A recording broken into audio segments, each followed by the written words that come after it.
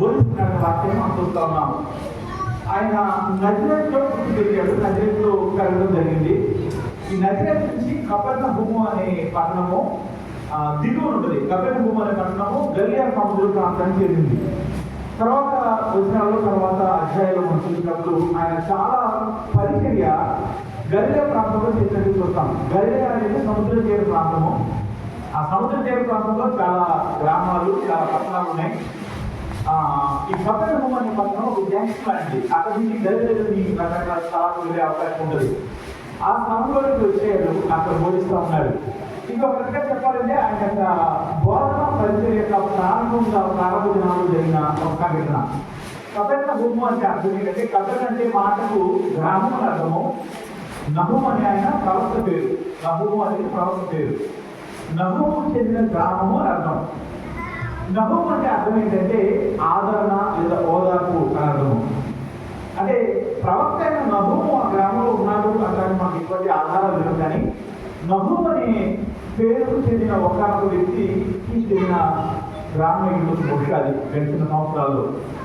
లేదా ఆ గ్రామము ఆదరణకరమైన గ్రామం అని, ఓదార్పుచ్చే గ్రామం అని, అలా ఉండాలని లేదా అలా ఉందని మనుషులు ఆ పేరు పెట్టుకుని ఉండొచ్చు. ఆ పట్టణంలో ఆయన బోధిస్తూ ఉన్నాడు. కపెర్నహూము అనే పట్టణము ఓదార్పు కలిగిన పట్టణముగా, ఆదరించే పట్టణముగా ఉండాలని మనుషుల్లో ఆశ ఉంది. ఆ పేరు యొక్క అర్థమది. కానీ అక్కడ ఆయన బోధిస్తూ ఉన్నాడు. ఆయన బోధిస్తూ ఉన్నప్పుడు తర్వాత వచ్చి 32వ వచనంలో చదివినట్లయితే, ఆయన వాక్యము అధికారంతో కూడినదే. నేను వాక్యము అధికారంతో కూడిన వాక్యాన్ని ఆయన బోధిస్తూ ఉన్నాడు. ఆ కాలంలో వారికి పాత నిబంధనంతా వారి చేతిలో ఉండేది. ఈరోజు మనం పాత కొత్త నిబంధన కలిగిన బైబిల్ ఎలా అయితే కలిగి ఉన్నామో, ఆ కాలంలో పాత నిబంధనలో మనం కలిగిన గ్రంథాలు దాదాపుగా అవే గ్రంథాలు, కాకపోతే కొంచెం ముందు వెనక ఉండేవి. మనం ఒకటో సమయంలో, రెండో సమయంలో, రెండు భాగాల్లో ఉన్న సమయంలో గ్రంథము ఒకే సమయంలో గ్రంథంగా ఉండేది. ఇలాంటి చిన్న చిన్న మార్పులు తప్ప దాదాపుగా పాత నిబంధన ఏదైతే గ్రంథాన్ని మనం ఈరోజు కలిగి ఉన్నామో అందులో ఉన్న పుస్తకాలు, అందులో ఉన్న మాటలే ఆ రోజు వాళ్ళకి పరిశుద్ధ లేఖనాలను పిలుచుకుంటూ వారు దాన్ని చదువుతూ ఉండేవారు. ఎవరైనా వివరించాలన్నా బోధించాలన్నా దాని గురించి బోధిస్తూ ఉండేవారు. వాక్యము ఇక్కడ ఏదైతే మాట్లాడుతూ ఉన్నారో ఆ వాక్యము ఆ లేఖనాలు చేత నింపబడితే ఉంటా ఉండేది. లేదా పరిశుద్ధ లేఖనాలని కొత్త నిబంధనలో దేని గురించి అయితే మాట్లాడుతూ ఉన్నారో ఆ లేఖన భాగాల నుంచి బోధిస్తూ ఉండేవారు. ఎవరికి బోధించినా లేదా ఎవరు సునగోగులు లేదా విశ్రాంతిలో కూడుకునే స్థలంలో మాట్లాడినా సరే ఆ వాక్యాన్ని చదివేవారు. కొన్నిసార్లు ఆ వాక్యాల యొక్క వివరణ వారికి అక్కడ వారికి వినిపించబడతా ఉండేది. వాక్యానికి ఉన్న శక్తి ఏంటంటే, వాక్యము రాయబడింది మాత్రమే కాదు, మనుషులు రాజ్యాలు రాయబడిన గ్రంథాలు అవన్నీ కూడా ఆదికాండం నుంచి ద్వితీయోపదేశకాండం వరకు మోషే రాశాడు. యెహోషువ గ్రంథం రాశారు. కీర్తనలు సొలొమోను, దావీదు, అంటే చాలా ఆసాపు కుమారుడు, మోషే లాంటి వాళ్ళు చాలా మంది రాశారు. సొలొమోను గ్రంథాలు కొన్ని ఉన్నాయి. ఇవన్నీ కూడా మనుషుల పేర్లు కనబడతా ఉన్నాయి. కానీ ఆ రాసిన వ్యక్తి లేదా రాయబడిన వ్యక్తులు దేవుని చేత మరుగు చేయబడి దేవుని మాటలు రాయడం జరిగింది. దీని యొక్క ఆధారాలు బైబిల్లో చాలాసార్లు మనకు కనబడతా ఉంటాయి. అంటే వాక్యం అని ఏదైతే మనం మాట్లాడుతూ ఉన్నామో ఈ వాక్యము మనుషులు రాసింది మాత్రం కాదు, ఇది దేవునికి సంబంధించింది, దేవుని చేత రాయించబడింది. దీనికి స్పష్టమైన మాటలు మనకి 2వ తిమోతి గ్రంథము 3వ అధ్యాయం 16వ వచనం సాధువుగా 2వ తిమోతికి రాసిన పత్రిక 3వ అధ్యాయం 16వ వచనంలో చూసినట్లయితే 2వ భాగాన్ని మనం చూడడానికి ప్రయత్నించేద్దాం. 2వ తిమోతికి రాసిన పత్రిక 3వ అధ్యాయము 16, 17 వచనాలు కలిసి ఉంటాయి. అందులో 2వ భాగాన్ని అంతమమ్మా ధైర్యం సమర్థుడై ప్రతి సత్కారములకు పూర్ణంగా సిద్ధపడి ఉన్నటువంటి దేవుడి దైవజనుడు లేదా సేవకుని ఎవరైతే పిలువబడుతున్నాడో అతను పూర్ణంగా సిద్ధపడి ఉండడానికి కోసం అని అది మాట్లాడుతూ ఆ కింద వచనాల్లో వాక్యం గురించి స్పష్టమైన మాటలు మనకు కనబడతా ఉంటాయి. చదవమ్మా. దైవాల వయసు వలన కలిగిన ప్రతి లేఖన పైన దేవజనుడికి సంబంధించిన మాటలు ఈరోజు మనం చూడలేదు. కానీ కింద వాక్యం ఏమై ఉన్నదో, లేఖనము ఏమై ఉన్నదో, లేఖనము ఏమై ఉన్నదని వాక్యంలో రాయబడిందో దాన్ని చూడబోతున్నాం. దైవాల వయసు వలన కలిగిన ప్రతి లేఖనం అని ఇక్కడ మనకు తెలుగులో ఇక్కడ దైవావేశము అనే మాట కనబడతా ఉంది. ఇంగ్లీష్లో చూసినట్లయితే ఇది కొంచెం వివరంలో మనకు కనబడుతుంది. ఇంగ్లీష్లో దేవుని ఊపిరి చేత అని ఉంది. అంటే మనకి ఈ మాట మనకు కొంత అర్థం అవుతుంది. ఆయాస పత్రాన్ని ఆవేశ పత్రం అనే విధంగా మనం మాట్లాడతాం. అంటే చాలా స్పీడ్గా గాలి పీల్చి వదులుతున్నారు అనుకోండి, ఆయాస పత్రం అంటారు కదా దాన్ని. ఇక్కడ దాదాపు అలాంటి సంబంధించిన ఒక మాట మనం చూస్తా ఉన్నాం. అది దేవుని యొక్క ఊపిరి, దేవుని యొక్క ఊపిరి చేత కలిగిన ప్రతి లేఖనము అని రాయబడింది. ఇంగ్లీష్ వాటిలో బ్రీత్ ఆఫ్ గాడ్ అని రాయబడింది. అక్కడ దైవావేశము అంటే దేవుని యొక్క ఆవేశము చేత, దేవుని యొక్క ఇనిషియేషన్ చేత జరిగిన ప్రతి లేఖనము అని ఇక్కడ రాయబడుతున్న మాట యొక్క పూర్తి అర్థాన్ని మనం చూసినట్లయితే, అంటే తెలుగులో ఇంగ్లీష్ని కలిపి రాసుకున్నట్లయితే ప్రతి లేఖనము కూడా దేవుని యొక్క ఊపిరి చేత ఇవ్వబడింది. దేవుని నరుల్లో ఊపిరి ఉన్నప్పుడు ఏమైందంట, నరుడు జీవాత్మ అయ్యాడు. మనిషి బ్రతకడానికి దేవుడు నేల మంటితో నరుడు నిర్మించి తన ఊపిరి ఊరినప్పుడు నరుడు జీవము కలిగిన వారిగా అయ్యాడు.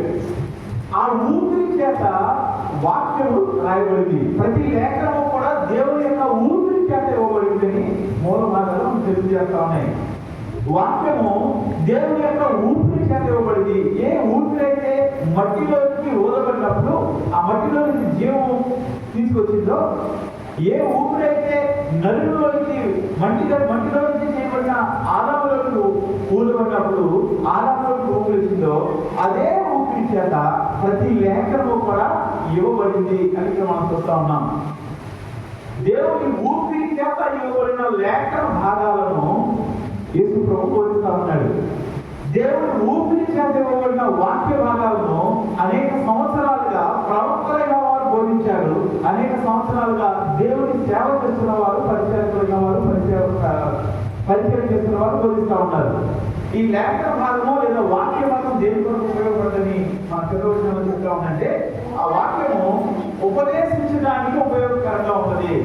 ఉపదేశము అంటే మనం ఏ మార్గాన్ని ఎంచుకోవాలో, ఎటువైపు నడవాలో, దేవుడు ఏమై ఉన్నాడో తెలియాలంటే అది కేవలము దేవుని యొక్క వాక్యం ద్వారా మాత్రమే సాధ్యము. తర్వాత లాగా చూస్తే ఖండించడానికి దేవుని ఊపిరి చేత ఇవ్వబడిన వాక్యము నిన్ను ఖండించడానికి, నీ తర్వాత వచ్చిన చూస్తే తప్పు దిద్దడానికి, నీతిని శిక్ష చేయడానికి ప్రయోజనకరమైనది. దేవుని యొక్క ఊపిరి చేత ఇవ్వబడిన వాక్య భాగము దేని కొరకంటే, దేనికి ఉపయోగపడుతుందంటే, దేని కొరకు ప్రయోజనకరంగా ఉన్నదంటే, ఎప్పుడైతే ఆ వాక్య భాగాన్ని ఉపదేశాన్ని నువ్వు ఉంటావో, వాక్య భాగంలో నుంచి దేవుడు నీకు ఉపదేశాన్ని ఇస్తున్నప్పుడు, బోధిస్తున్నప్పుడు నువ్వు వింటావో, అప్పుడు నీకు అది ఉపయోగకరంగా ఉంటుంది.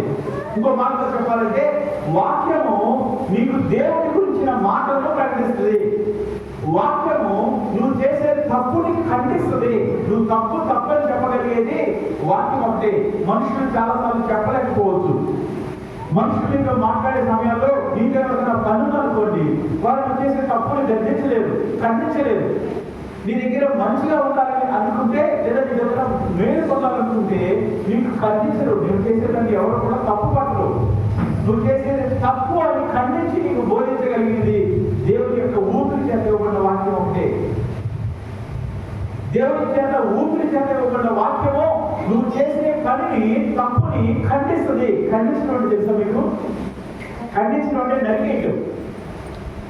ఖండించడం అంటే నరికేయటం అంటే నీ తప్పుని గురించి, నీ జీవితం నుంచి నరికివేయడానికి. ఖండించడం అనే మాట అది గద్దించడానికి 4-5 రెట్లు ఎక్కువ. ఈ ఖండన అనే మాట నరికివేయటం అనే దానిలో వచ్చిన మాట ఖచ్చితంగా చెప్పాలండి. నీ పాపం విషయంలో నిన్ను నరికివేయగలిగిన శక్తి కేవలం వాక్యానికి మాత్రమే ఉంటుంది. వాక్యము దేవుని ఊపిరి. వాక్యము నీకు ఉపదేశాన్ని ఇస్తుంది. దేవుడు ఏమై ఉన్నాడో, దేవుడి మార్గంలో ఎలా నడవాలో, దేవుడి యొక్క ప్రత్యక్షతను దేవుడికి ఇష్టంగా ఎలా కొనసాగాలనే ఉపదేశము నీకు వాక్యం ఇస్తుంది.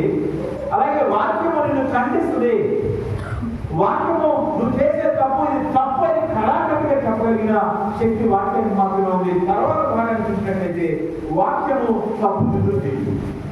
వాక్యము నీలో తప్పుని పాపాన్ని చూపించడం మాత్రమే కాదు, గర్తించడం మాత్రమే కాదు, ఖండించడం మాత్రమే కాదు, ఆ తప్పులో నుంచి దిద్దుకోవడానికి, సరిచేయగలగడానికి ఆ శక్తి వాక్యానికి మాత్రమే ఉన్నది. మనుషులు నీలో ఉన్న తప్పుని చూపించవచ్చు, నువ్వు చేసిన తప్పుని నలుగురిలో బాహాటంగా ఖండించవచ్చు, లేదా వ్యక్తిగతంగా నీ వేడుకోలేవాడైతే వ్యక్తిగతంగా నీలో ఉన్న తప్పుల గురించి ప్రకటించవచ్చు. కానీ సరిచేయగలిగే శక్తి, ఆ పాపం నుంచి శాపం నుంచి మరలా దేవుడి దగ్గరికి వచ్చే శక్తి, తీసుకురాగలిగే శక్తి ఒక వాక్యానికి మాత్రమే ఉన్నది. దేవుని యొక్క వాక్యము నువ్వు చేసిన తప్పుని దిద్దుకోవడం ఎలా నేర్పిస్తుంది. చాలాసార్లు మనం తప్పు రాస్తే పెన్సిల్తో రాస్తే ఏం చేస్తారు, ఎర్రతో తిప్పేసుకుంటారు, లేదా చాక్పీస్తో రాస్తే ఏ క్లాస్తో తిప్పేసుకుంటాం. తప్పు రాసినప్పుడు దాన్ని తుడుపు వేయడానికి కొన్నిసార్లు అవకాశం ఉంటుంది. తప్పు రాసినప్పుడు కొన్నిసార్లు దాన్ని చెరిపేయడానికి కుదరకపోతే దాన్ని ఒక్కొక్క పెయింట్ చేసి దాన్ని కవర్ చేయడానికి ప్రయత్నం చేస్తాము. కానీ సరి చేయగలిగిన శక్తి ఒక వాక్యానికి మాత్రమే ఉంది.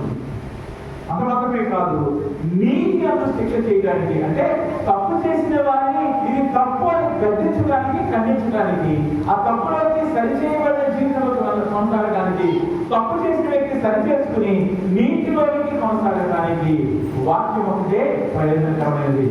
ఆ వాక్యాన్ని దేవుడు మనకి ఇచ్చాడు. హల్లెలూయా. దేవుడు తనకు తన కృపను బట్టి తన వాక్యాన్ని మనకి ఇచ్చాడు. ఈ వాక్యము ఆయన ఊరికి ఇవ్వబడింది. బైబిల్ మనం ఏదైతే మన చేతిలో కలిగి ఉంటా ఉన్నామో, బైబిల్ ఏదైతే ఒక పుస్తకం ఎలా అనుకుంటున్నామో, ఈ పుస్తకం కాదు ఇది.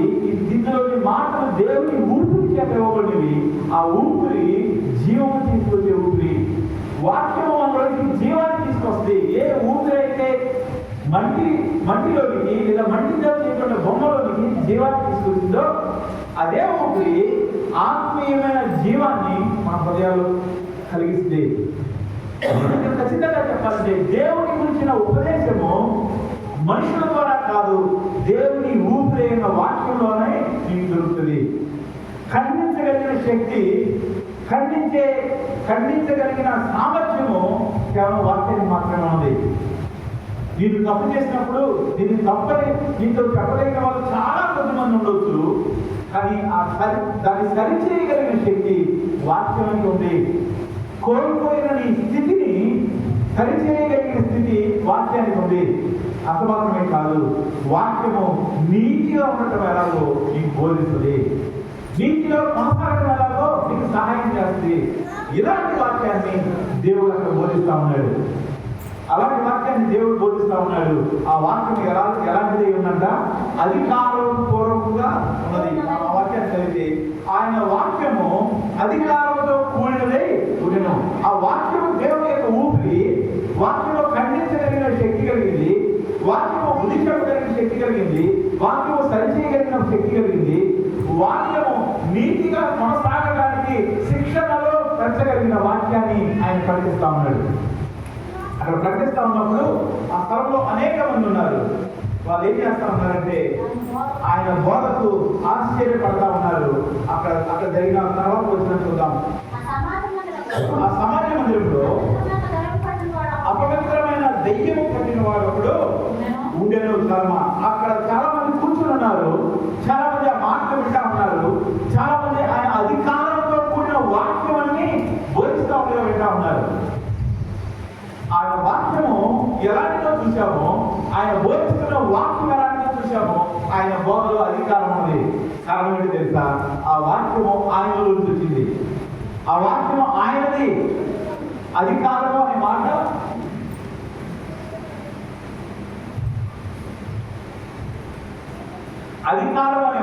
మన బిడ్డల మీద మనకి అధికారం ఉంటుంది. ఎందుకంటే వారిని ఈ లోకానికి తీసుకురావడానికి దేవుడు మనం వాడుతున్నాడు కాబట్టి మనకి కలిగిన దాని మీద మనకు అధికారం ఉంటుంది. అలాగే దేవుడు తనలో నుంచి ఉన్న వాక్యాన్ని ప్రకటిస్తా ఉన్నప్పుడు ఆ వాక్యము అధికారంతో నిండుకొని ఉన్నది.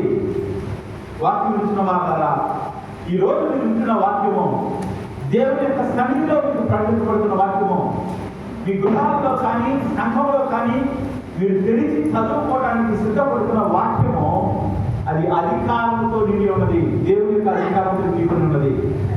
ఇందులో ఈ మాటలు దేవుని ఊపిరి చేత రాయబడినవి. ఆయన ఊపిరి విడిచినప్పుడు మనుషుల హృదయాల్లోనికి జీవం వస్తుంది.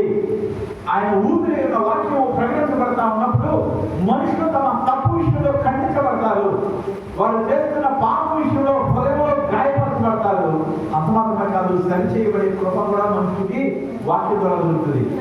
ఆయన వాక్యాన్ని బోధిస్తా ఉన్నాడు. ఆ వాక్యం బోధిస్తున్నప్పుడు అక్కడ ఉన్న వాళ్ళు చాలా మంది ఉన్నారు. అందులో ఒక వ్యక్తి దెయ్యం పట్టిన వ్యక్తి, ఒక వ్యక్తి అపవిత్రాత్మ పట్టిన వ్యక్తిగా కనబడతా ఉన్నాడు. ఆ వ్యక్తి యొక్క జీవితంలో ఏం జరిగిందో అక్కడ చూద్దాం. వాడు నజరేయుడైన యేసు, మాతో నీకేమి, మమ్మల్ని నశింపచేయుటకు వచ్చినవా, నీవెవరో నేను ఎరుగుదును, నీవు దేవుని పరిశుద్ధుడు అని బిగ్గరగా కేకలు వేసినావు. వాక్యం ప్రకటించబడతా ఉన్నప్పుడు ఆ వాక్యానికి ఉన్న శక్తి ఏంటో, వాక్యం ఏమైనా చూసామో ఆ వాక్యానికి ఉన్న శక్తి ఏంటో మీకు ఇప్పుడు వివరించాలని ఆశపడతా ఉన్నాను. ఇప్పుడు దాకా వాక్యం ఏమైనా చూసామో, ఆ వాక్యం ఎలాంటిదో చూసామో, ఆ వాక్యము ప్రకటించబడతా ఉన్నప్పుడు అక్కడ కూర్చున్న వారిలో దెయ్యము పట్టిన ఒక వ్యక్తి లేచి బిగ్గరగా కేకలు వేస్తా ఉన్నాడు. వాక్యానికి ఉన్న శక్తి ఏంటంటే ఆ వాక్యము మనుషుల హృదయాల్లోకి దూరుకుని వెళ్ళగలదు. రాసిన పత్రిక 4వ అధ్యాయం 12వ వచనంలో చూసినప్పుడు దేవుని యొక్క వాక్యము ఎలాంటి శక్తి కలిగిందో మనకు అక్కడ కనబడతా ఉంటుంది. ఇప్పుడు దాకా దేవుని వాక్యము ఏమైనా చూసామో వాక్యానికి ఉన్న శక్తి ఏంటో ఆ స్థలంలో మనం చూడడానికి ప్రయత్నించేద్దాం. ఎందుకనగా దేవుని వాక్యము సజీవమైన చెప్తా ఉన్నారు కదా, ఆయన ఊపిరి చేత వచ్చింది. ఊపిరి జీవము కలిగిన ఊపిరి, ఊపిరి జీవమును ఇవ్వగలిగిన ఊపిరి. ఆయన వాక్యాన్ని బోధిస్తా ఉన్నప్పుడు ఆ వాక్యం ఎలాంటిది ఉన్నది ఏంటంటే ఆ వాక్యము సజీవమైనది. సజీవమైనది అంటే బ్రతికి ఉన్నది. వాక్యానికి జీవం ఉంటది, వాక్యానికి జీవం ఉంటది. ఆ వాక్యము మనుషుల హృదయాల్లో ఎలాంటి కార్యం చేస్తో మిగతా చదువుమా. వాక్యము సజీవమైనది, బలమైనది, రెండంచులు కలిగిన ఎటువంటి ఖడ్గము కంటెను వాడి. ఇప్పుడు వాక్యం గురించి కొన్ని మాటలు మనం చూస్తా ఉన్నాము. ఆ వాక్యం గురించి మనం చూస్తా ఉండగా వాక్యం ఏ విధంగా మనం చూడబోతా ఉన్నాం. ఇంతకుముందు వాక్యాన్ని చూసినప్పుడు ఆ వాక్యం దేనికి ఉపయోగపడుతుందని దేవుని వాక్యంలో చూసామంటే, మొదటిది ఉపదేశించడానికి వాక్యం ఉపయోగపడుతుంది. దేని వరకు? ఉపదేశించడానికి. అందరూ చూద్దాం ఒకసారి. ఉపదేశించడానికి, తర్వాత ఖండించడానికి, తర్వాత దేనికోసం? రెండోది ఖండించడానికి. చెప్తారు ఒకసారి. ఉపదేశించడానికి, ఖండించడానికి, తర్వాత తప్పుని దిద్దడానికి, తర్వాత నీతియందు శిక్ష చేయడానికి, నీతిగా నడుచుకోవడానికి వాక్యం ఉపయోగకరంగా కనబడతా ఉంది. ఆ వాక్యం దేవుని ఊపిరిని చూసాము. ఇక్కడ హెబ్రీయులకు రాసిన పత్రికలో మనం ఏం చూస్తా ఉన్నామంటే వాక్యము సజీవమైనది. వాక్యం ఎలాంటి? సజీవమైనది. రెండోది వాక్యము బలమైనది. వాక్యము ఎలాంటి బలమైనది అంటే అది ఎలాంటి బలం కలిగిందంటే దాని ఎదుట నిలవదగిన దుర్గము ఏది కూడా ఉండదు. మహాదుర్గములు, కోటలు, బలమైన దుర్గములు వాక్యం ఎదుట నిలబడలేవు. వాక్యము బలమైనది. అంత మాత్రమే కాదు, రెండంచులు కలిగిన ఖడ్గము కన్నా వాడేది. వాక్యము ఎంత వాడేది అంటే దాని ఎదుట ఏ శక్తి నిలవలేదు. వాక్యం ఎలాంటి బలమైందంటే అది ఎక్కడ తీసుకెళ్ళిపోతుంది చదువుతా ఉన్నా అంటే ప్రాణాత్మలను, కీళ్లను, మూలుగులను విభజించినంత మట్టుకు చూసే వాక్యం ఎంత లోతుగా వెళుతుందంటే మూలు అంటే తెలుసాము మీకు? మూలు తిన్నాక కదా ఎక్కడ ఉంటుంది? బోన్లో ఉంటుంది కదా. బోన్ లోపల ఒక గుజ్జులా ఉంటుంది, దాన్ని మూలుగు అంటాం. దేవుని యొక్క వాక్యము ఆ మూలుగులో సహితము తోడగలదు. దీనిలోకి మూలుగులో సహితం తోడుతుంది. పేపర్లో నాకు ఆ వచనం స్పష్టంగా గుర్తులేదు, కానీ ఆయన యొక్క వాక్యము మూలుగులో జీవాన్ని తీసుకొస్తాడు. దేవుని యొక్క వాక్యానికి ఉన్న శక్తి ఏంటంటే అది బలమైనది, సజీవమైనది. అది ఆయన యొక్క ఊపిరి. దానికి ఉన్న శక్తి ఏంటంటే ఎంత వాడి కలిగిందంటే అది ఎముకలో నుంచి లోపల మూలుగు వరకు వెళ్తుంది. అంటే ఇది మనం అర్థం చేసుకోవాలంటే మన హృదయాంతరంగంలో దూరపడుతుంది. అది ఎంత వాడి కలిగిందంటే ఆ వాక్యము దూరమైనంత టచ్ చేయలేనంత సామర్థ్యం కలిగింది ఏది లేదు. తర్వాత వచ్చిన యొక్క స్పష్టత మనకు జరుగుతుంది. చదవమా. హృదయం యొక్క హృదయం యొక్క తలంపులను ఆలోచనలను శోధించున్నది. అంటే ఎముకలో ఉన్న మూల గురించి మాట్లాడుతూ ఉన్నాడు. అప్పుడు దాని యొక్క వివరిస్తా ఉన్నాడు. ఏమంటా ఉన్నాడంటే హృదయం యొక్క తలంపు గురించి మాట్లాడుతూ ఉన్నాడు. తలంపు అంటే ఆలోచన. ఆలోచన కనబడతామండి. ఆలోచన కనబడదు, ఆలోచన రూపం ఉండదు. ఆలోచన మనం ఆలోచించిన విషయం మనం కూడా చాలా సార్లు మర్చిపోతాము. కానీ ఆ ఆలోచన లోపలికి వాక్యం చూడదు. అంత మాత్రమే కాదు, తర్వాత ఒక మాట వాడాడు. ఆ మాట ఏంటంటే ఆలోచన తలంపు అనే మాట కూడా మాట్లాడతాడు. తలంపులు ఆలోచనలు. తలంపు అనేది జస్ట్ అలా వచ్చి వెళ్ళిపోతుంది. ఆలోచనలో చాలా ఫ్రాక్షన్ ఆఫ్ సెకండ్ లో వచ్చి వెళ్ళిపోతుంది. ఆలోచన కొంచెంసేపు కొనసాగుతుంది. నీ ఆలోచన, నీ తలంపు దేవుని యొక్క వాక్యం చేత దోచబడుతుంది. అంటే ఊహ, నీ తలంపు, నీ ఆలోచన వాక్యము ప్రకటించబడతా ఉన్నప్పుడు నీ తలంపులు గాయపరచబడతాయి, నీ తలంపులు ముక్కలు చేయబడతాయి. ఒక కత్తిని ఒక దాంట్లో ఏమైనా పొడిచామనుకోండి, అది వెళ్ళినంత చోట ఆ కత్తి ఎంత వెడల్పు ఉంటుందో అంత వెడల్పైన గాయాన్ని చేస్తూ, అంత వెడల్పైన ఖాళీ చేస్తూ లోపలికి పోతుంది. నీ తలంపులు దేవుని వాడి కట్టము చేత ముక్కలు చేయబడతాయి. నీ ఊహలు, నీ ఆలోచనలు దేవుని యొక్క వాడి తలంపుల చేత ముక్కలు చేయబడతాయి. అంటే ఎవరికి తెలియకుండా రహస్యముగా చేసిన ఆలోచన దేవుని యొక్క వాక్యం చేత పరిశోధించబడుతుంది. దేవుని యొక్క వాక్యం చేత ముక్కలు చేయబడుతుంది. దేవుని యొక్క వాక్యం చేత సరిచేయబడుతుంది. అటువంటి అధికారము దేవుని, అటువంటి శక్తి దేవుని యొక్క వాక్యానికి ఉంది. ఆ వాక్యాన్ని ప్రకటిస్తా ఉన్నాడు.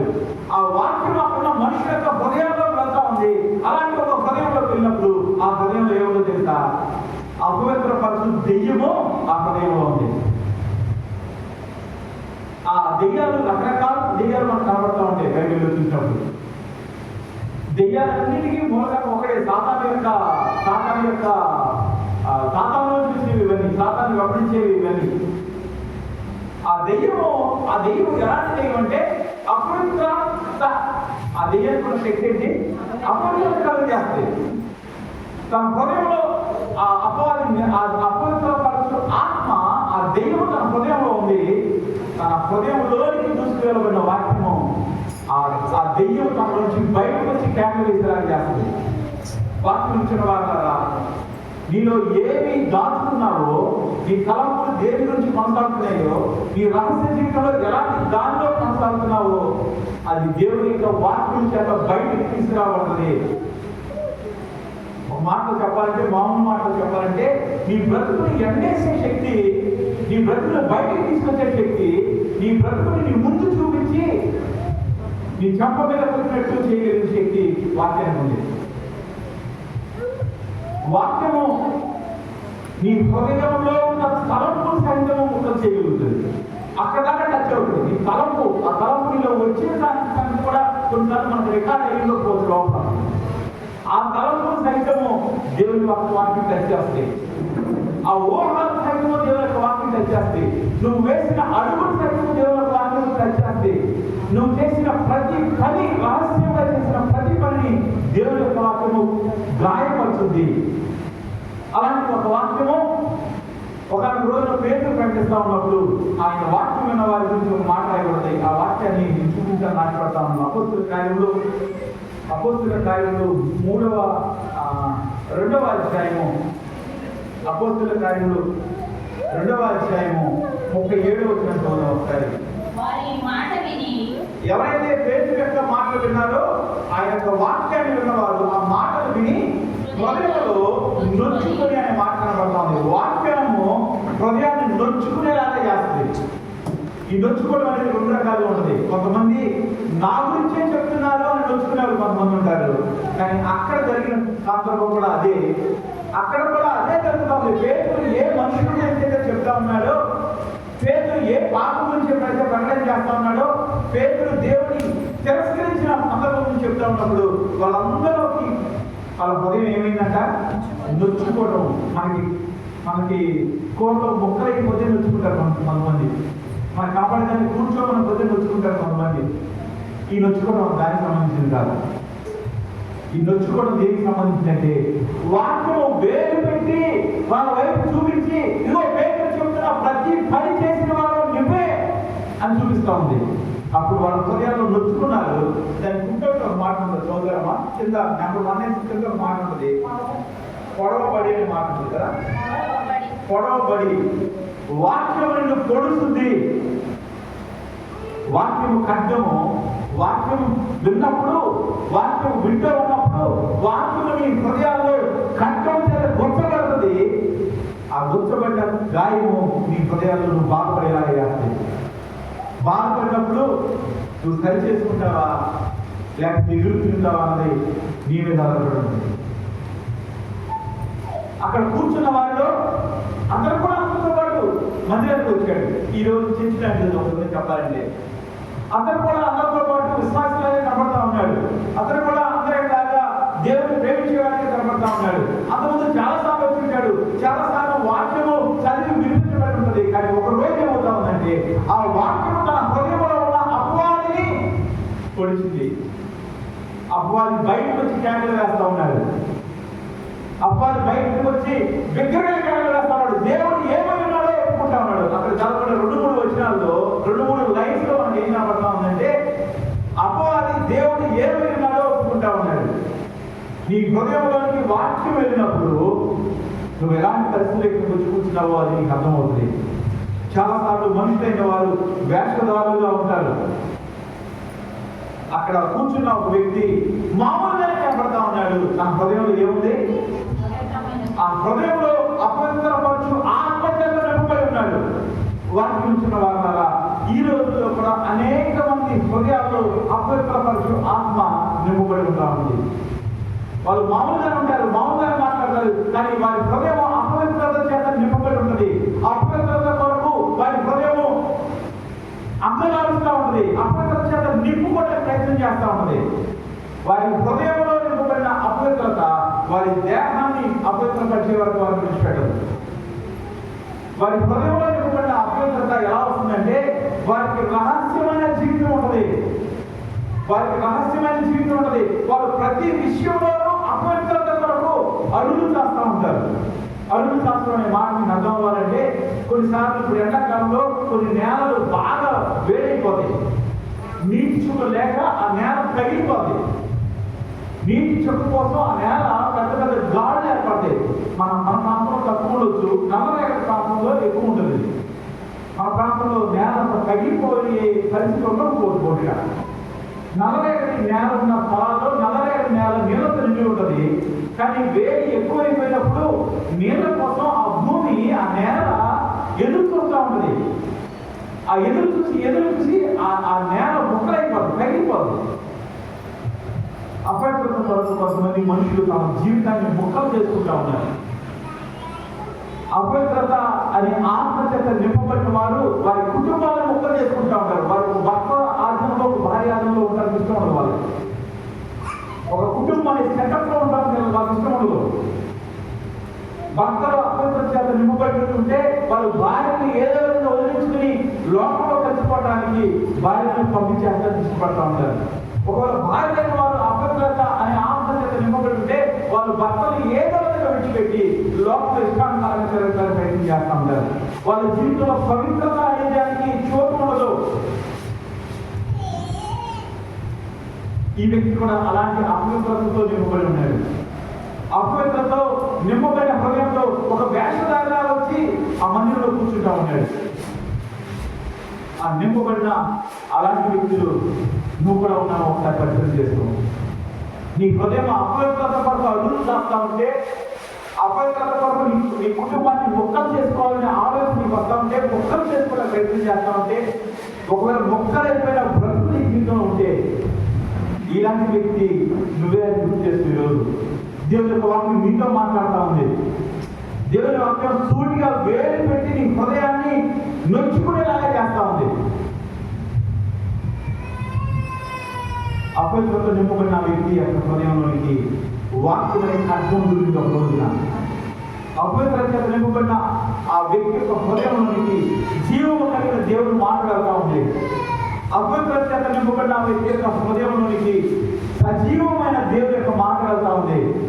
అపవిత్రత నింపబడిన హృదయంలోనికి ఏది లోపల రాకుండా బలమైన తలుపుల చేత మూయబడి ఉంది, కానీ బలమైన వాక్యము తన రోజు తాగుతూ ఉంది. ఆ బలమైన వాక్యము మూయబడిన తలుపులు ముక్కలు చేస్తూ ఉంది, వేయబడిన ముసుగులు తొలగిస్తూ ఉంది. వాక్యం ఉంచిన వాళ్ళ ఇలాంటి అనుభవం నీ జీవితంలో ఎప్పుడన్నా ఉందా? నీకు చూపించిన వాక్యము నీ హృదయంలోకి వెలిగే పరిస్థితి ఎప్పుడన్నా ఉందా? చాలాసార్లు వాక్యం ఉన్న వాళ్ళు తర్వాత నాతో కొన్ని మాటలు మాట్లాడతాను నేను విన్నాను. ఈ మధ్య కాలంలో వాక్యం చెప్పిన తర్వాత కుటుంబాన్ని కలిశాను. ఆ కుటుంబంలోని వ్యక్తి ఒక ఆవిడ అంటా ఉంది, ఈరోజు వాక్యం మొత్తం మా కుటుంబం గురించి చెప్పారండి మీరు. ఈరోజు మీరు చెప్పిన వాక్యము మా కుటుంబంలోని వ్యక్తుల గురించే కనబడతా ఉంది. వాక్యం ఇచ్చిన వాళ్ళ నీకు ఇప్పుడు అనిపించిందా ఈరోజు వాక్యం నా పట్టే అని?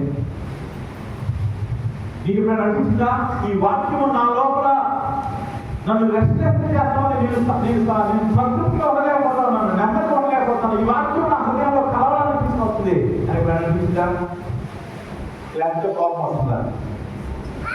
వాక్యము నీకు కోపాన్ని తీసుకొస్తా ఉంటే నువ్వు ఈ అపవిత్రత కలిగిన దెయ్యం లాంటి వాడు. ఈ దెయ్యము బిగ్గరగా క్యారీ చేస్తా ఉంది. బిగ్గరగా క్యారీ చేసే సందర్భాలు రెండు సార్లు ఉంటాయి. ఒకటి మనకి కోపం వచ్చినప్పుడు, మనం కోపంతో ఉన్నప్పుడు మనం చాలా పెద్దగా క్యారీ చేస్తాం. బిగ్గరగా అంటే తెలుసు కదమ్మా, బిగ్గరగా అంటే ఏంటి? బిగ్గరగా అంటే చాలా గట్టిగా. రెండు సార్లు మనం కథ వెళ్తాం. ఒకటి నిజం చెప్పేటప్పుడు చుట్టుపక్కల ఉన్న వాళ్ళందరూ మనం నిజం చెప్తున్నప్పుడు అది నిజం కాదన్నప్పుడు పెద్దగా వెళ్తాము. రెండోసారి మనం సర్ది చెప్పుకోవడానికి మన తప్పుని కవర్ చేసుకుంటానికి పెద్దగా మాట్లాడాలి. ఈ అపవిత్రత పడిన వ్యక్తి పెద్దగా కేకలేస్తా ఉన్నాడు. నిజానికి కేకలు వేసేది అన్నా అతను ఉన్న ఆత్మ, అతనిలో ఉన్న ఆత్మ కేకలు వేస్తా ఉంది. అతను ఉన్న ఆత్మ కేకలు వేస్తా ఉన్నాడు. అతను దేవుడు ఎవరో ఒప్పుకుంటా ఉన్నాడు అనేకుల మధ్యన. వాక్యం నీకు జీవితం కాకుండా నీకు వాక్యం అప్పుడు కోపం వస్తుందా? నొచ్చుకుని సరి చేసుకోవాలనిపిస్తుందా? చాలాసార్లు వాక్యం మనుషుల హృదయాల్లో కోపాన్ని తీసుకొస్తాయి. చాలాసార్లు వాక్యం మనుషుల హృదయాల్లో కలవరాన్ని తీసుకొస్తుంది. చాలాసార్లు మనుషుల హృదయంలో భయాన్ని తీసుకొస్తుంది వాక్యము.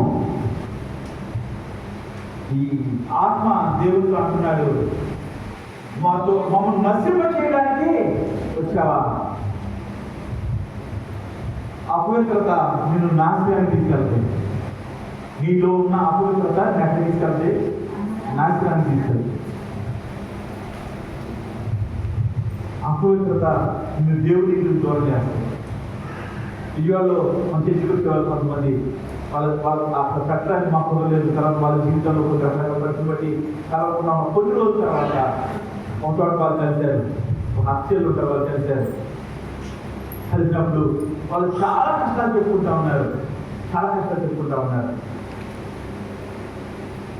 చిన్న కష్టం వచ్చినా నాకనే ఫోన్ చేస్తా ఉండేవాళ్ళు. మరి ఇంత కష్టం వచ్చింది కదా, ఎందుకు చెప్పలేదు, ఎందుకు ఫోన్ చేయలేదు అని అడిగాను నేను. అది చెప్తే నా అమ్మాయి సడన్గా అడిగి మాట్లాడింది, అన్నయ్య నేను నా జీవితంలో బహు భయంకరమైన పాపంలో కూలిపోయాను. అన్నయ్య నా జీవితంలో పాపంతో నిండిపోయింది. అక్కడి నుంచి నీతో మాట్లాడే ధైర్యం చేయలేక, అక్కడి నుంచి నీతో మాట్లాడడానికి మొహం చదివి ఫోన్ చేయలేదు. పాపము నిన్ను దేవుడి దగ్గర నుంచి దూరం చేస్తుంది. పాపము నిన్ను దేవుడి దగ్గర చేసే వ్యక్తుల దగ్గర నుంచి దూరం చేస్తుంది. వాళ్ళకి మొహం చూపించలేవు, అయితే లేకపోతే వాళ్ళతో గొడవ పెట్టుకుంటాం. ఈ రెండింటి ఏదో జరుగుతుంది. పాపం నిన్ను నాశనానికి వెళ్ళిపోయేలాగా చేస్తా ఉంటే దేవుడిని జీవంలో తీసుకొస్తాడు. నాశనానికి వ్యతిరేకమైన పరిస్థితుల్లోనికి ఒక భద్రత కలిగిన స్థలంలో దేవుడిని నడిపించాలని ఆశపడ్డాడు. దేవుడిని నిజంగా నమ్మిన వారు నీలో పాపాన్ని కల్పిస్తారు, ఈరోజు వేషధారితనాన్ని కల్పిస్తారు. నువ్వు దేవుని వెలుగులోకి ఎలా రావాలో నువ్వు సిద్ధపడలేదు. దేవునికి వాక్యం ప్రకటించబడతా ఉంది. ఆ ప్రకటించి ఆయన అధికారంతో ప్రకటిస్తామన్నాడు. మనకు అధికారం ఎప్పుడు వస్తుంది తెలుసా? మనకు అధికారం ఎప్పుడు వస్తుంది అంటే మనలో తప్పు లేనప్పుడు అధికారంగా మాట్లాడలేము. మనలో తప్పు ఉన్నప్పుడు మనం అధికారపూర్వకంగా మాట్లాడలేము. మనలో తప్పు ఉన్నప్పుడు మనం తలదించుకుని మాట్లాడతాం. మనలో తప్పు లేనప్పుడు మనం తలదించుకుని మాట్లాడతాం. దేవుడు తలెత్తుకుని ప్రకటిస్తా ఉన్నాడు. ఆయన చెప్పే వాక్యము సజీవమైనది, ఆయన చెప్పే వాక్యము బలమైనది, ఆయన చెప్పే వాక్యము రెండంచులు కలిగిన ఖడ్గం కన్నా వారి కలిగింది. అక్కడ ప్రతి ఒక్క హృదయంలో కూర్చుకుంటుంది. ఈరోజు ఈ హృదయంలో వాక్యము చేత గుంజుకున్న పరిస్థితి ఉందా? వాక్యం మీ హృదయాన్ని నొచ్చుకునేలాగా ఎప్పుడైనా చేసిందా? వాక్యం నీ హృదయంలో చెప్పుకోవడానికి కోపం వచ్చింది ఎప్పుడన్నా? నా జీవితంలో కొంతమంది చూశాను, వాక్యం అయిపోగానే భయంకరమైన కోపం వస్తారు, చాలా కోపం వస్తాయి, తిట్టుకుంటే వెళ్తా ఉంటారు కొన్నిసార్లు. లేకపోతే అక్కడ ఎవరో తిట్టి వెళ్తారు. కారణం ఏంటి తెలుసా? ఆ వాక్యము వారి హృదయాల్లో ఉన్న దురాత్మ శక్తిని రేపింది. ఆ వాక్యం వారి హృదయాల్లో ఉన్న దురాత్మ శక్తి యొక్క ప్రభావాన్ని బయటకు తరివేయడానికి సిద్ధపడతా ఉంది. శక్తిగా వాక్యం లోపలికి ప్రయత్నం చేస్తా ఉంది. కానీ ఈ వ్యక్తికి ఆ పాపం బయటికి వెళ్ళిపోవడం ఇష్టం లేదు, ఆ దురాత్మ బయటకు ఇష్టం లేదు. కాబట్టి బలంగా కడుపులు మూసుకుంటా ఉంటారు. అప్పుడు ఆ వచ్చే ప్రతిస్పందన ఏంటంటే భయంకరమైన కోపం వస్తారు. ఆ కోపంతో వారి జీవితాన్ని తిట్టుకుంటారు, వారి బిడ్డలను తిట్టుకుంటారు, చెప్పిన వాళ్ళు తిట్టుకుంటారు, శాపం పెట్టుకుంటే వెళ్ళిపోతూ ఉంటారు. చాలాసార్లు వాక్యం ఇచ్చిన వాళ్ళ ఈ రోజు నీ హృదయంలో వాక్యాన్ని ఇవ్వడానికి ఇష్టపడతావు. ఈ రోజు నీ హృదయంలో వాక్యం చేత నింపుకోవడానికి ఇష్టపడతా ఉన్నావా? వాక్యం చేత నింపుకోకపోతే ఏమవుతుందో మనం చూడడానికి ప్రయత్నం చేస్తాం. కానీ ఆయన ఏ వాక్యాన్ని ప్రకటించాడో ఈరోజు మీకు చెప్పడానికి ప్రయత్నం చేస్తాను. ఆయన వాక్యం అధికారపూర్వకం ఉంది. యేసు ప్రభు చెప్పిన వాక్యము ఎక్కువసార్లు ఆయన చెప్పిన వాక్యం ఏంటి తెలుసా? ఆయన పాపములకు వ్యతిరేకంగా బోధిస్తాడు. ముఖ్యంగా ఆయన చెప్పిన బోధ ఏంటో తెలుసా? ఆయన వేషధారితనాన్ని గురించి బోధిస్తాడు. వేషధారితనం అంటే తెలుసా మీకు? ఇంగ్లీష్లో హిపోక్రసీ అంటారు. వేషధారితనం అంటే తెలుసా? ఇప్పుడు విన్నారా వేషధారితనం అంటే ఏంటో? కొన్ని వేషం వేసుకోవడం అంటే తెలుసా? కొన్నిసార్లు డ్రామాలు వేస్తూ ఉంటారు, నాటకాలు అంటారు. ఇప్పుడు చూసారా? కొన్ని విన్నారా ఎప్పుడన్నా దాని గురించి? నాకు నేను నాటకాలు చూడలేదు అనుకుంటా. అంటే బయట నాటకాలు డ్రామాలు అన్నీ చూడలేదు తప్ప బయట వాటిని చూడలేదు అనుకుంటున్నాను. అనుకుంటున్నంత వరకు అంటే ఒక వ్యక్తి ఒకవేళ ఉదాహరణకి జ్ఞాని అనుకోండి, మరి మన చెప్పే డిస్ట్రిక్ట్లో ఆ జ్ఞాని అన్నప్పుడు అతను మేకప్ వేస్తారు. జ్ఞాని లాగా అతను కిరీటం పెడతారు, రాజు అయితే రాజు కిరీటం పెడతారు. అంటే ఆ వ్యక్తి ఏ వేషం అయితే వేస్తామో, ఏ పాత్ర అయితే పోషిస్తున్నాడో ఆ పాత్రకి తగిన వేషధారణ ఉండదు. వాళ్ళ ముఖానికి కొన్నిసార్లు మామూలు నాటికల్లో హరిశ్చంద్రుడు రకరకాల నాటికలు ఉంటాయి కదా, వాటిలో ఆ వ్యక్తుల్లాగా కనపడటం కోసం వాళ్ళు సిద్ధం చేస్తారు. వాళ్ళ చేతిలో కథ పెట్టి, లేకపోతే వాళ్ళ చేతిలో కర్ర పెట్టి, లేదా కాళ్ళ కిరీటం పెట్టి దాన్ని వేషం అంటారు. ఇప్పుడు అర్థమైంది వేషం అంటే ఆ వేషధారితనము, ఆ వేషం వేసుకునే పరిస్థితి గురించి దేవుడు చాలాసార్లు ఖండిస్తాడు. నిజం చెప్పాలంటే పాపం కన్నా ఎక్కువ వేషధారితనాన్ని ఖండిస్తాడు దేవుడు. దేవుడు ఒక ఆలోచన లేదు. దేవుడికి స్వభావం ఏంటంటే ఒక పాపం చేశాడు, తప్పు చేశాడు, దేవుడికి తెలియజేయాలని క్షమించు అని ఒప్పుకుంటే, పశ్చాత్తాపడితే ఆ పాపం చేయడం వల్ల నువ్వు ఇచ్చిన కృపను పొందుకో, లేకపోయా నన్ను క్షమించు, నిన్ను బాగుపెట్టాను క్షమించు అని పశ్చాత్తాపడితే ఆ పాపాన్ని క్షమిస్తాడంటే పర్లేదు చేసావు కదా, ఇంకోసారి చేయొద్దంటాడు. కానీ ఆయన ఖండించేది ఏంటంటే, ఖండించడం అంటే లాగిపెట్టి చెప్పమని కొట్టేది ఎప్పుడంటే పాపం చేసి ఒక పరిశుద్ధులాగా వేసుకుని దేవుడికి వచ్చి దేవుడు మాట్లాడుతూ ఉంటే ఖండిస్తాడు. వాళ్ళ ముఖం మీద కొట్టేట్టు మాట్లాడతాడు. ఆ కాలంలో పరిచయం లేని వారు, శాస్త్రం లేని వారు, వాళ్ళు పాపంతో నిండుకొని ఉండి ఒక పరిశుద్ధులాగా వేషం వేసుకుని వచ్చి ఆయన దగ్గరికి వచ్చి, అయ్యా నువ్వు లాగా బోధించే వారు ఎవరు లేరు, ఇంకో పర్లాకి వెళ్ళాలంటే ఏం చేయాలి, లేదా పరిశుద్ధంగా ఉండాలంటే ఏం చేయాలి, అదే ఏం చేయాలి, ఇదే ఏం చేయాలి అని దేవుని మాటలను తెలుసుకోవడానికి వచ్చిన వాళ్ళగా మాట్లాడుతూ ఉండేవారు. కొంతమంది దేవుని యొక్క వాక్యాన్ని దేవుడికి బోధించడానికి ప్రయత్నం చేసేవారు. వాళ్ళని వేటగాళ్ళు అంటారు, వాళ్ళని వేటగాళ్ళు అంటారు. వేషధారిని దేవుడి ఇప్పటిలో ఒప్పుకోరు. వేషధారితనం కలిగిన వారిని, అంటే ఒక జీవితం ఉండదు, వాళ్ళకి రహస్యమైన జీవితం అనుకుంటారు, రహస్యమైన జీవితం అనుకుంటారు, కానీ రహస్యం కాదు. బట్ట బయట మనుషులు కనబడతా ఉన్నది. నీ జీవితంలో ఏదైతే ఉందో అది ఎవరికి తెలియని రహస్యం వల్ల నువ్వు అనుకుంటావు, అంటే మనకి అందరికీ కనబడతావు. వాహనం నిన్ను చూసిన వారు నువ్వు అబద్ధికురాలుగా ఉన్నావో, వ్యభిచారిగా ఉన్నావో, దొంగగా ఉన్నావో, నీ మొహం మీద కనబడతా ఉన్నది. ఆ మొహం మీద పౌడర్ రాసుకుని, పరిశుద్ధతని పౌడర్ రాసుకుని దేవుడి గదిలోకి వచ్చి దేవుడిని పరిశుద్ధాలను చూపించడానికి చేసే ప్రయత్నము దేవుడి గురించి ముగ్గురికి తీసుకొస్తుంది. ఈరోజు వేషధారితనాన్ని విడిచిపెట్టడానికి సిద్ధపడు. నువ్వేమై ఉన్నావో దేవునికి ఒప్పుకోవడం. దేవుని యొక్క వాక్యము నీ హృదయాల్లో దూరానికి ప్రయత్నం చేస్తున్న కారణం తెలుసా? దేవుని యొక్క వాక్యం నీ హృదయంలో నింపబడాలని ప్రయత్నం చేస్తున్న కారణం తెలుసా? ఎప్పుడైతే దేవుని యొక్క వాక్యం నీ హృదయంలో వస్తుందో, మత్తయి సువార్త 12:43 ఒకసారి చదువుదాం. మత్తయి సువార్త 12:43 తీసుకుని బాగా చూద్దాం ఒకసారి.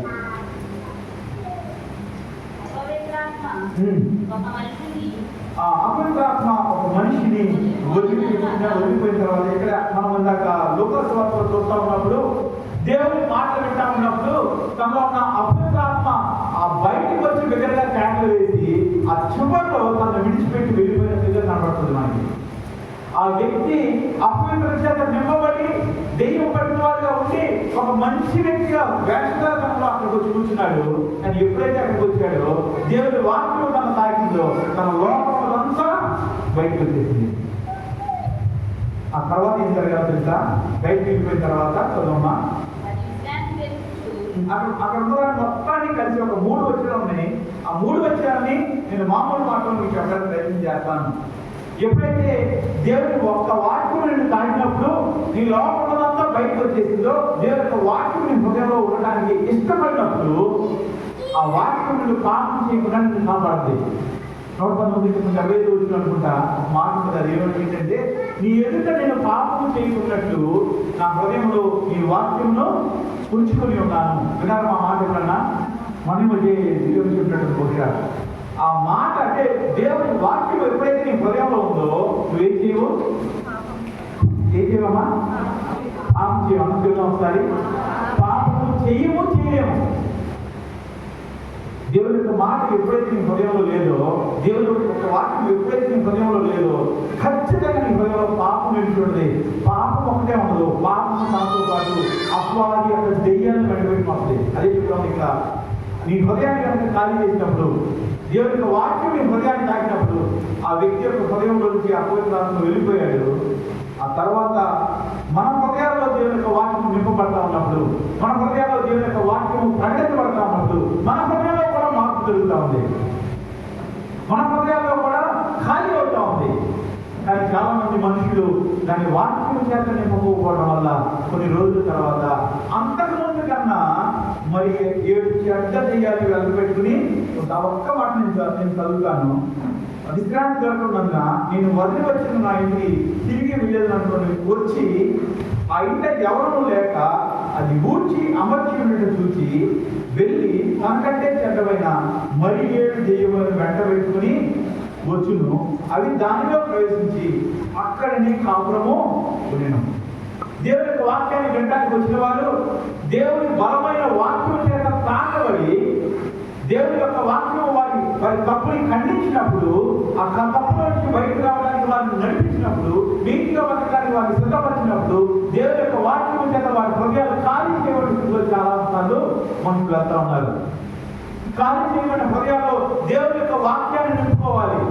ఖాళీ చేయబడిన హృదయాల్లో దేవుని ఆత్మ చేత నింపబడాలి. అది ఎప్పుడు సాధ్యమవుతుందంటే ఒక మనిషి మానవుడు పొందినప్పుడు, ఒక మనిషి బాప్తిజం తీసుకున్నప్పుడు, ఎప్పుడైతే బాప్తిజం తీసుకున్నాడో అతను పరిశుద్ధాత్మ అనే వరాన్ని పొందుతాడు. ఎప్పుడైతే ఒక మనిషి తన పాపం కొరకు పశ్చాత్తాపడి బాప్తిజం తీసుకున్నాడో తన హృదయం దేవుని యొక్క ఆత్మ చేత నింపబడుతుంది. తన దేవుడు ఉండటం మొదలు పెడతాడు. ఆ అనుభవం లేని వాళ్ళు ఎన్నిసార్లు వాక్యాలు విన్నా సరే ఆ వాక్యాలు విన్నప్పుడు వారి హృదయం ఖాళీ చేయబడుతుంది. కానీ వారి హృదయంలో దేవుని ఆత్మ చేత నింపబడినప్పుడు, వాక్యం చేత నింపబడినప్పుడు వారు మరలా తిరిగి అంతకు ముందు కన్నా చెడ్డవారిగా మార్చబడతారని మత్తయి సువార్తలో మనం చూస్తా ఉన్నాం.